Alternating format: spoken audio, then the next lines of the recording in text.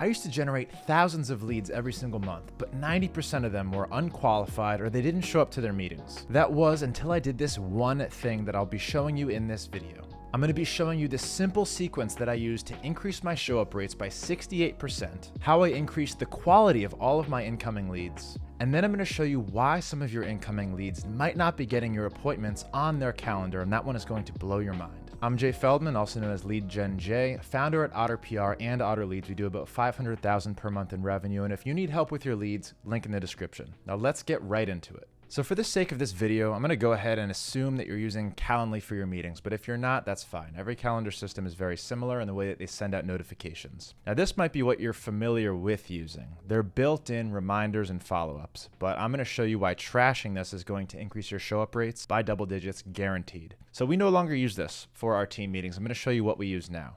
All of these defaults are turned off, and here is why. If you use their templated reminders, they typically come from a Calendly email and a Calendly phone number, and they get lumped in with a whole bunch of other text message conversations and email conversations. People are much more likely to ignore those reminders or turn them off. There's no personalization to it, except maybe a name of who the meeting is going to be with. This is the old way. The new way is going to increase your show rate by double digits, and here's what it is. Now you can copy and paste this automation into any CRM. We use ActiveCampaign as our main one, so this is where the notifications come from. And here's why these notifications are so much more powerful than the ones you're used to using. So depending on who that salesperson is, that's where all these different paths will lead. And here's what those notifications look like. Now, as you can see, this reminder is much more personalized than the typical email you're gonna get. But the big difference here is the signature. This actually comes from the salesperson's email with their signature attached to it, with their link, with their video, because we have an introduction video for them, and it's got their call and date time and their Zoom link. Now, I'm going to give you the sequence for reminders, but in addition to this, as soon as they book a call, and in addition to the reminders, as soon as they book a call, they're getting a personalized video from the salesperson. This one is me. Hey, I'm Jay. Here's a video. Get to know me. This way, now they're personally invested in you or in the salesperson that they're going to speak with. All right, so what does the sequence actually look like? Well, the default confirmation email comes from the calendar platform itself, so from Calendly. And this is because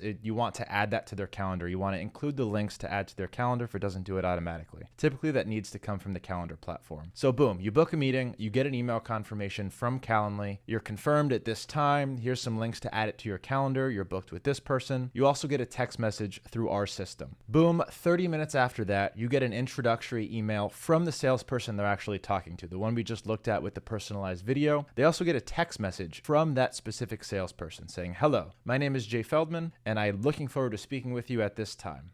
So just for context, this is what that text message actually looks like, and I'm going to break down the reasons I formatted it like this. So, comes from the salesperson specifically, and it says, hello, this is Jay Feldman. You need to state your name in that first sentence. What this does is it tricks the person's phone into suggesting that as the contact's name, so that anytime you text or call them after this text is sent, it will show up as, this is likely Jay Feldman, and they're going to be much more likely to answer that than a random number. Now, I just saw that you have a Zoom consultation scheduled, just a friendly reminder to add it to your calendar, as we're no longer able to do it automatically due to recent updates from Google. So this will let them know to check their calendar and make sure that it's actually on their calendar. Next, I asked them to watch the pre-call video or webinar. This is the next secret sauce in your recipe for getting someone to actually show up to their call and take it seriously.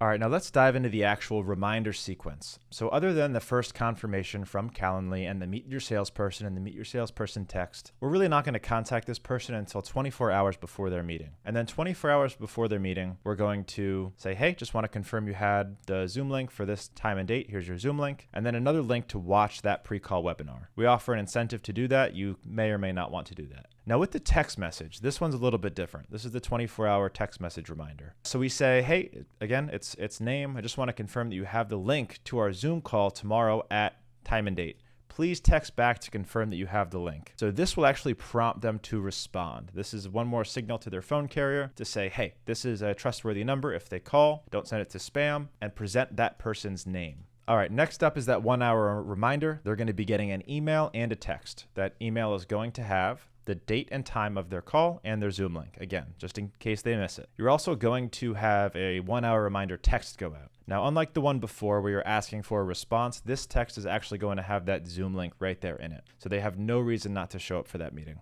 By following this specific sequence, by being personalized with your reminders and with your Meet the Salesperson, you're able to get their phone to save your name so that when you do call them or you do text them to follow up, to send them reminders, or to say, hey, I'm on the meeting now, where are you? Their phone is going to present your name, and it's going to increase their show-up rates, and it's going to increase the chance that they open and reply to your text messages. Now, if you follow my instructions, regardless of what CRM you're in, you're going to run into an issue, and here's what that issue is. In order to put someone into this 24-hour reminder sequence, you need an automation that's going to wait until 24 hours before their meeting, and then it's going to put them in to this automation, because you're no longer sending reminder emails with Calendly, because these are going to be much more personalized, coming from specific emails and specific phone numbers. So how do you get the contact into this automation at the right time? Now, the solution to that problem that I've found, and you may find a better one, is this very complicated automation that I built with the help of an expert. And if you want it, I'll go ahead and put it down in the description so you can copy that template for yourself. You can pretty much replace Calendly up here with whatever calendar system that you use, and replace ActiveCampaign down here with whatever CRM that you want to use. We also use Go High Level in certain cases as well, and this works the same way for Go High Level. So you can copy this automation.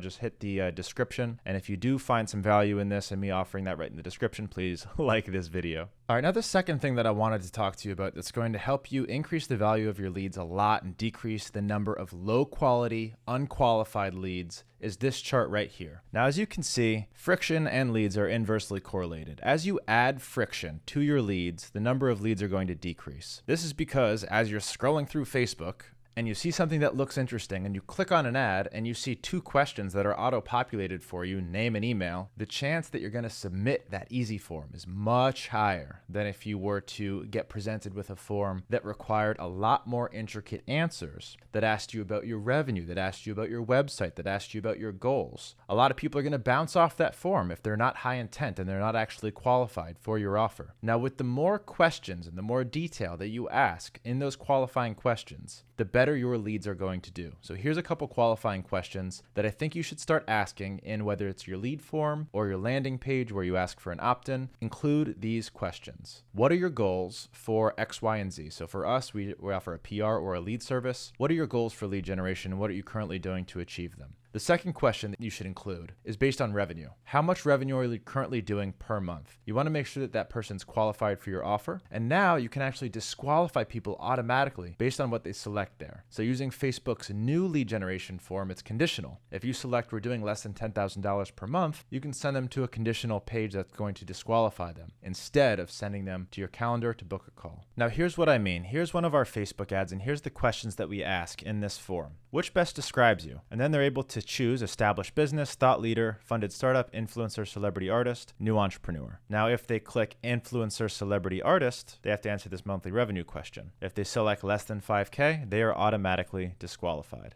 And we actually disqualify them after we get their contact information, just in case we can follow up with them and see if there was a mistake. So my question to you is, are you generating a lot of leads, but they're not qualified or they're not showing up to their calls? Try adding some friction to your landing pages or to your opt-in forms. You're going to decrease the number of leads that are booking, but you're going to increase the quality and you're going to increase the show-up rate because you're going to get leads that actually care about your offer and are more invested in showing up to their call. Now, the other benefit to doing this is Facebook, Instagram, Google, these pixels and these analytic platforms are very advanced. When somebody books on your calendar and you count that as a conversion, your pixel is now being trained to present your ads to more people like that. So to more unqualified people that are going to book more calls to drive your lead costs down. Instead, spend more on getting more qualified calls so that Facebook can show that ad to more qualified people that are actually going to purchase from you and show up on your calendar. Now, finally, let's discuss the final piece to your puzzle, how to get your leads to actually show up to a call and why your invitation might not be showing up on their calendar. So you can see here, this says invitation from unknown sender, not us, not our company name, not our salesperson name. Why is this happening and how do you fix it? Now, this was an article released by Calendly in May 11th, 2023. And this article is about Google's update to prevent spam bookings. So prior to this update, people could just go to a Calendly link and I can enter your email address. Now, all of a sudden, this meeting is going to show up as, yes,